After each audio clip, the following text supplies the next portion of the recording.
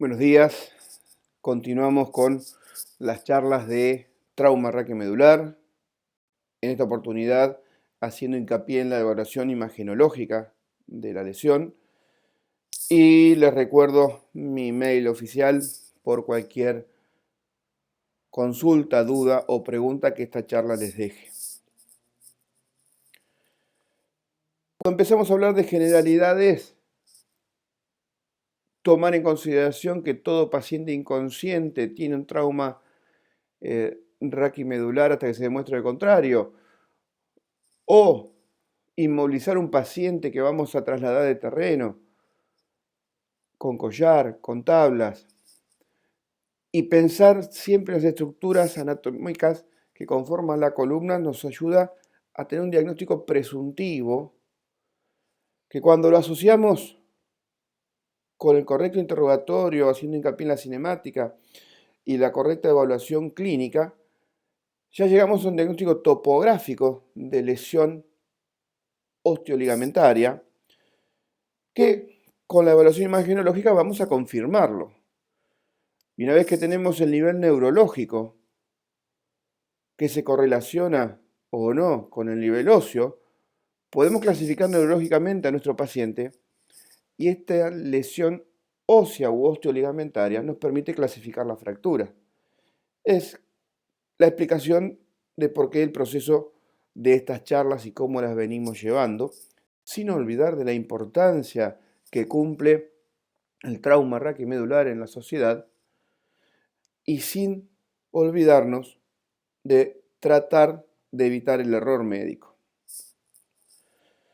Como decía, una vez que llegamos al hospital y hacemos la primera evaluación, tenemos que hacer el proceso de decisión diagnóstica y por ende analizar la cinemática, realizar el examen neurológico completo y debemos contar con un paciente que esté estable hemodinámicamente, que tenga una buena vía aérea, antes de salir a tomar la decisión de qué estudio realizar. En los hospitales de alta complejidad, con nueva tecnología de calidad y que sean centros de evaluación de trauma, hay algoritmos que especifican muy bien los estudios a seguir. Pero ahora bien, estamos formando médicos generalistas que posiblemente no estén todos en hospitales de alta complejidad y realicen su práctica de guardia en hospitales de baja complejidad, alejados de estos centros de derivación, y que tienen que tomar la decisión de comenzar a estudiar a nuestros pacientes. Entonces, analizaremos orientado al médico generalista. La primera radiografía que se deben hacer a todo paciente con politraumatismo son un perfil de cráneo y columna cervical, un frente de tórax y una panorámica de pelvis. Basándonos en las incidencias que nosotros vamos a analizar en el día de hoy, observen que coloco el frente cuando se puede hacer en pequeño tamaño porque al médico generalista no le otorga mucha información. Un ojo avesado de un especialista en trauma, de un especialista en neurocirugía o un cirujano de columna, quizás pueda ver en radiografías de frente lesiones de las facetas articulares, lesiones del cuerpo, lesiones de la lámina. Pero al médico generalista no le brinda mucha información, entonces lo pongo más chico. Y si nosotros analizamos la cinemática y vemos que en el proceso de trauma ocurre una compresión axial desde el cráneo sobre la columna cervical, por ejemplo, un paciente que tuvo una zambullida en una pileta, en un río o en un lago con bajo nivel de agua, un paciente que se movilizaba en bicicleta o en motocicleta y que cae y derrapa pegando su región parietal contra el cordón de la vereda, o en la práctica deportiva o laboral, un paciente que cae de altura sobre su cráneo en ese mecanismo de compresión axial debemos confirmar o descartar lesiones de la columna cervical alta, lesiones en los cóndilos occipitales, lesiones que afecten el anillo de la primera vértebra cervical o que afecten la articulación entre C1 y C2.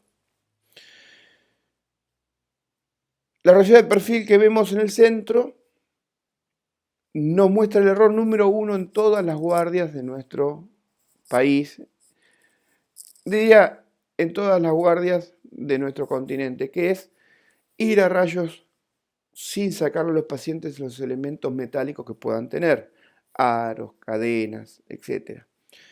Estos elementos pueden ocultar una lesión y hacer un error falso negativo. Lo dejo también porque es raro en las guardias de nuestros hospitales poder ver más debajo de C5, de la quinta vértebra cervical. Esto es lo más común. ¿Y qué tenemos que hacer si no vemos más allá de C5? Dos maniobras que pueden ser útiles. Volver a rayos, colocar la placa para hacer el perfil y traccionar de los brazos para bajar el nivel de los hombros. Si el paciente es muy robusto, un cuello corto, o no podemos con esta maniobra, existe la posición de nadador, como la podemos ver en la imagen, que nos muestra la columna cervical baja hasta llegar a la segunda vértebra torácica. Ahora bien, analicemos la radiografía de columna cervical que habíamos visto. Siempre digo que no tenemos que observar directamente las estructuras óseas, sino que hay que empezar de adelante hacia atrás a hacer el análisis de la imagen. Entonces lo primero que vamos a ver son las partes blandas que separan la columna aérea de la columna ósea. Y aquí tenemos algunas medidas a tener en cuenta, que son 10 milímetros a nivel de C2, 5 a nivel de C4, 15 a nivel de C6, pero más importante que recordar esos valores, que los médicos tenemos muchas mediciones en nuestra memoria, es recordar la forma del espacio de partes blandas prevertebrales, que tienen que tener la forma de un reloj de arena. Más ancho los extremos, menor diámetro en el centro. Otra medida a tener en cuenta es la relación que existe entre la pared posterior del arco anterior del atlas y la cara anterior del odontoides. En el adulto debe ser menor de 5 milímetros. Es difícil de tomar esta medición en la radiografía de guardia, entonces es más fácil tomar la relación que existe entre la pared posterior del odontoides y la cara anterior del arco posterior del atlas, que debe ser mayor a 14 milímetros.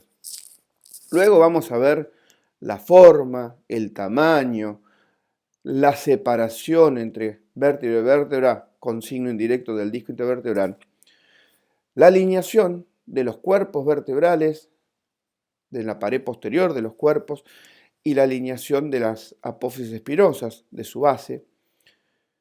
Entre estas dos líneas queda lo que es el conducto medular. Ahí va a transcurrir la médula, como habíamos dicho, en su función protectora de la columna sobre los tejidos neurológicos. Y también vamos a ver entre esas dos líneas la imagen de las facetas articulares, que si bien tenemos dos, a derecha y a izquierda, dos por nivel, en una buena radiografía bien centrada, en la imagen vamos a ver una sola, como se puede observar aquí, que los libros lo grafican como un techo de tejas. Por último, llegando a la parte más posterior, vamos a observar la forma, el tamaño y la orientación de las apófisis espinosas y su separación. Si nosotros realizamos el análisis de las radiografías cervicales de esta forma, tenemos asegurado aproximadamente un 90-95% del diagnóstico correcto de las lesiones. Es obvio que este análisis no se requiere para este tipo de radiografía, donde es muy simple ver que es una columna que está totalmente desalineada por esa lesión que ocasionó una fractura luxación. Pero observemos esta otra imagen. El error número 1. En el centro de la imagen radiográfica hay un elemento metálico que nos está ocultando, nos puede hacer perder la atención sobre la columna ósea. Pero el análisis es de adelante hacia atrás y podemos observar que el espacio prevertebral está aumentado. No medí si tiene 10, 5 y 15, pero rápidamente me doy cuenta que no tiene esa imagen característica que debe tener como reloj de arena. Ese espacio prevertebral está ocupado. Si tuvo un trauma, puede estar ocupado por un hematoma. Si el paciente tiene un tumor, puede estar ocupado por el tumor. Si tiene una infección, puede ser un absceso. Con la radiografía no sola, la simple imagen, no me asegura cuál es la causa de ese aumento de partes blandas, pero sí hago el diagnóstico de un aumento de partes blandas, que si sigo evaluando la columna ósea, veo que la quinta vértebra cervical, la pared posterior, perdió la alineación con respecto a la cuarta y a la sexta, está ocupando el canal, y el cuerpo ha perdido altura con una lesión, una imagen en la parte anterior. Sigo en las imágenes de las facetas y veo que hasta ese nivel tengo una sola imagen por nivel y luego hay dos imágenes en el mismo nivel. Y por último, las espinosas, hay una diferenciación en el tamaño y en la orientación entre estas dos espinosas que están marcadas por las flechas y hay un aumento en el espacio interespinoso marcado con la estrella. En el análisis de esta radiografía uno puede suponer que hay un hematoma prevertebral relacionado con una fractura del cuerpo de la quinta vértebra cervical que ha estallado, que está ocupando parte del conducto, que se asocia con una luxación facetaria entre la cuarta y la quinta y una lesión ligamentaria entre estos dos niveles del complejo ligamentario posterior. El mismo análisis se debe realizar en la columna torácica, toracolumbar y lumbar. Y aquí podemos ver un frente y un perfil. Observen que son radiografías de la guardia. Se puede observar en el frente que está sobre una tabla el paciente. Y vemos que en la primera vértebra lumbar hay un cambio de la forma de esa vértebra, ha perdido su forma rectangular normal del cuerpo, haciéndose más trapezoidal, perdiendo alineación entre la vértebra de arriba y la vértebra de abajo por compromiso de su pared posterior. Ahora viene la primera distinción, la primera duda. Tengo la radiografía con una lesión ósea. ¿Cuál es el estudio que debe continuar? Los algoritmos actuales de tratamiento del estudio del politrauma nos habla que el primer estudio debe ser la tomografía. Es más, tanto es el primer estudio que se puede obviar la radiografía simple. Es un estudio que nos permite evaluar bien la fractura. Y esta es la tomografía de las radiografías que vimos recientemente, donde confirmamos la fractura de la primera vértebra lumbar con un estallido del cuerpo vertebral, una hendidura en el platillo inferior de la misma y un compromiso del canal importante por un fragmento óseo. Si el paciente tiene cuadro neurológico o si queremos evaluar las partes blandas, el estudio a realizar es un estudio de resonancia, donde en la incidencia T1 vamos a ver una lesión hipointensa de esa vértebra, hiperintensa en T2, que está hablando de de etapa aguda de la fractura. Ese cambio hipointenso cuando el líquido se ve negro, hiperintenso cuando el líquido se ve blanco, o es sangre o es inflamación. Bien, ¿qué dice la bibliografía? Y la bibliografía nos dice que en pacientes con lesiones cervicales, pero lo podemos ampliar a columna torácica y tórax columbar, la resonancia se elige para identificar lesiones de partes blandas, médula, discos, ligamentos, y la tomografía para el estudio de las lesiones óseas.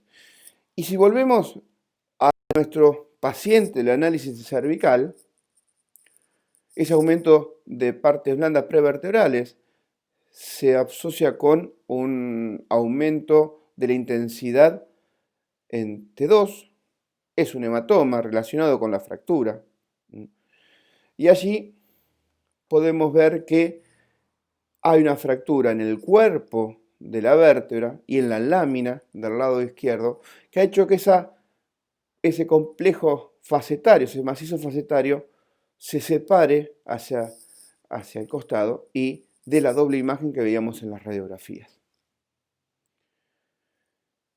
Si vamos a hablar un poco de proceder médico, estos trabajos evaluaron realizar radiografías de la columna cervical alta o el escáner tomográfico, en donde el escáner tomográfico fue más sensible para hacer el diagnóstico que las radiografías simples no habían hecho. ¿Y por qué fallaron el 45%? La charnela occipitocervical, como así también la charnela cervicotorácica, son habitualmente zonas ciegas para las radiografías convencionales. Si comparamos las tres exposiciones radiográficas, frente, perfil y frente transoral, con el escanograma de la tomografía, este último sube la sensibilidad al 100% en las lesiones de la columna cervical alta y baja. Si le agregamos a estas tres radiografías convencionales las dos oblicuas, o sea, en paciente con trastorno del sensorio, versus el escanograma, el escanograma sigue siendo más sensible en la charnela cérvico-occipital en estos pacientes. Con respecto a la demora del diagnóstico, esto es interesante y es importante. Observen, estos autores nos hablan que en politraumatismos a 2 años, el 8% aproximadamente no tuvo diagnóstico inicial. Se demoró hacer el diagnóstico casi 15 días, casi 2 semanas y un poco.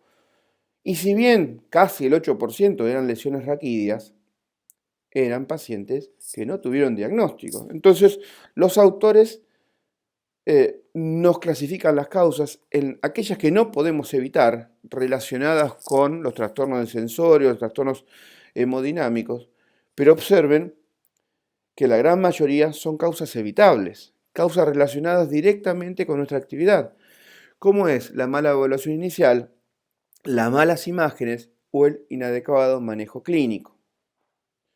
Siguiendo con la demora, hay lesiones por distracción de la columna toracolumbar, eran las antiguas fracturas por cinturón de seguridad, no los cinturones que usamos hoy en día, que son de 3 puntos.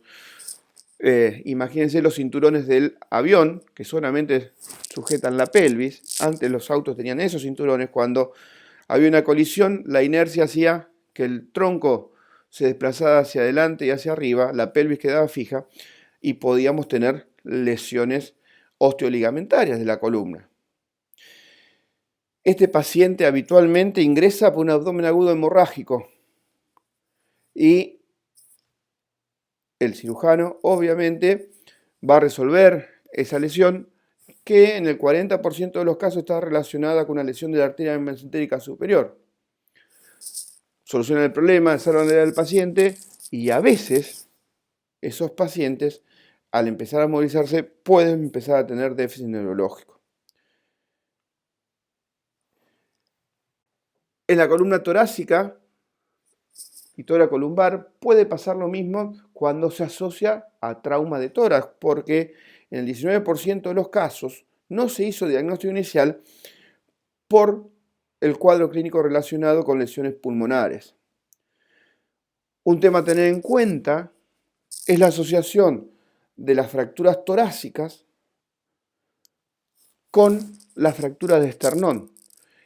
Cuando tenemos esta combinación debemos pensar que el anillo osteoligamentario del tórax se rompió y la lesión vertebral tiene menor resistencia a las cargas fisiológicas y se hacen más inestables.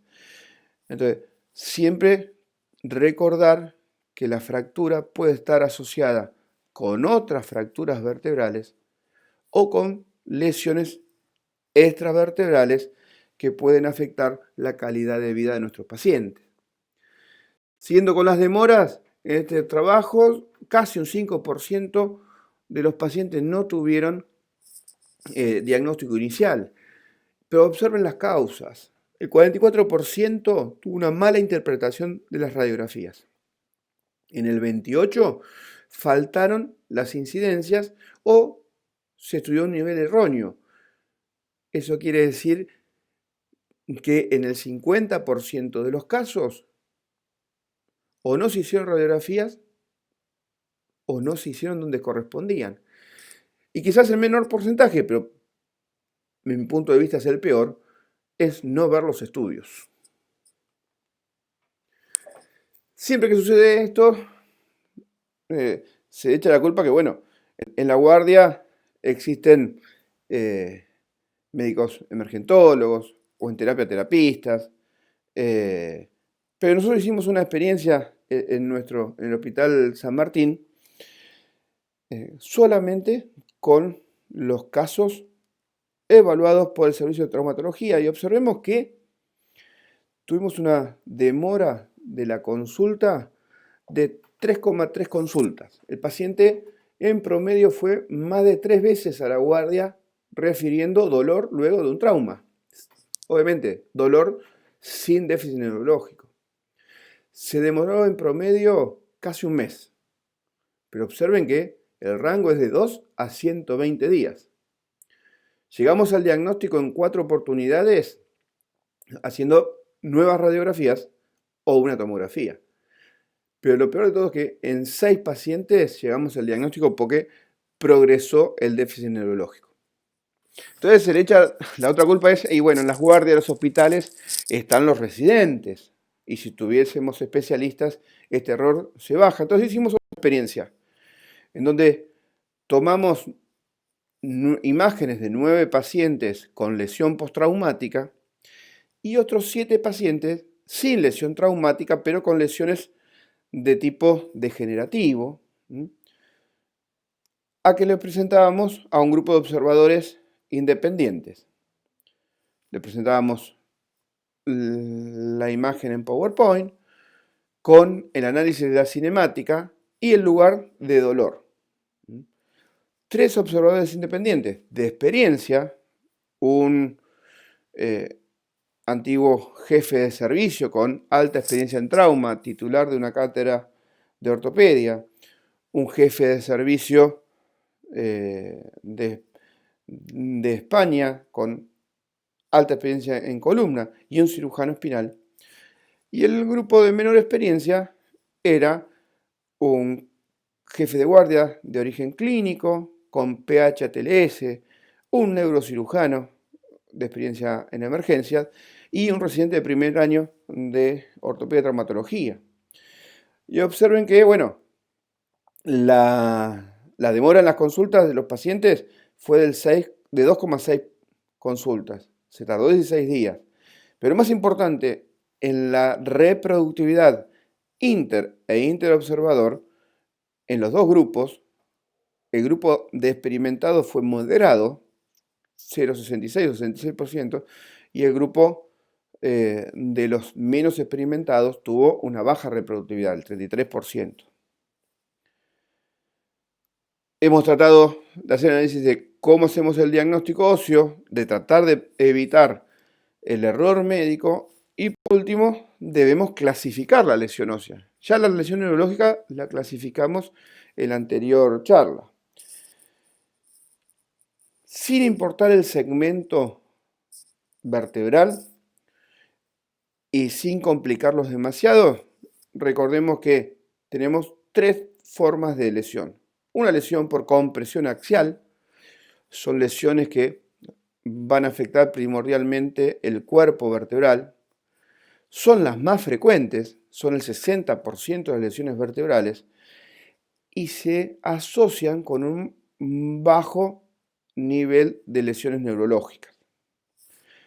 Le siguen las lesiones por distracción, donde se puede ver afectado la banda de tensión posterior desde el punto de vista óseo. Hasta aquí afecta la lesión una sola vértebra, sea por compresión o sea por distracción desde el punto de vista óseo, o la banda de tensión posterior ligamentaria. Desde el punto de vista óseo afecta la espinosa del pedículo, ligamentaria el ligamento supra, interespinoso, cápsula, amarillo y a veces el vertebral común posterior. ¿Qué me está afectando? Me está afectando la relación entre dos unidades anatómicas, la relación entre dos vértebras. Entonces, hasta la lesión de la banda posterior ósea, que es una sola vértebra, desde el punto de vista mecánico, son lesiones estables. La lesión ligamentaria, que ya me afecta la relación entre dos vértebras, desde el punto de vista mecánico, son lesiones inestables. La otra distracción es que me afecta la banda de tensión anterior, complejo ligamento vertebral común anterior y disco, o el cuerpo por una maniobra de hiperextensión. Y el tercer mecanismo son las traslaciones. Las fuerzas que provocan la lesión actúan en distintos planos del espacio, haciendo que un segmento se desplace hacia adelante, hacia el costado o hacia atrás. Estas son lesiones que, si bien son menos frecuentes, más del 50% de los casos se asocian con déficit neurológico. Para finalizar este módulo, recordemos que debemos analizar correctamente las imágenes para evaluar lesiones óseas o lesiones osteoligamentarias. Si hacemos radiografías simples, no aceptemos las radiografías de mala calidad. Hay que repetirlas. Y si no hay una correlación clínica radiográfica, quiere decir paciente con antecedente traumático que refiere de dolor y en la radiografía simple no veo lesión, optemos por realizar una tomografía y o una resonancia. Y una vez que hacemos el diagnóstico, clasificar la lesión. Pero el mensaje y la conclusión más importante hasta ahora creo que es la que sigue, que ante la ausencia del déficit neurológico no hay que desestimar el dolor. Por más que estemos en la guardia y vengan pacientes que hayan tenido un antecedente traumático, sea que fuera, y se queja de dolor en la columna, hay que realizar una radiografía. Muchas gracias, nos vemos en la próxima.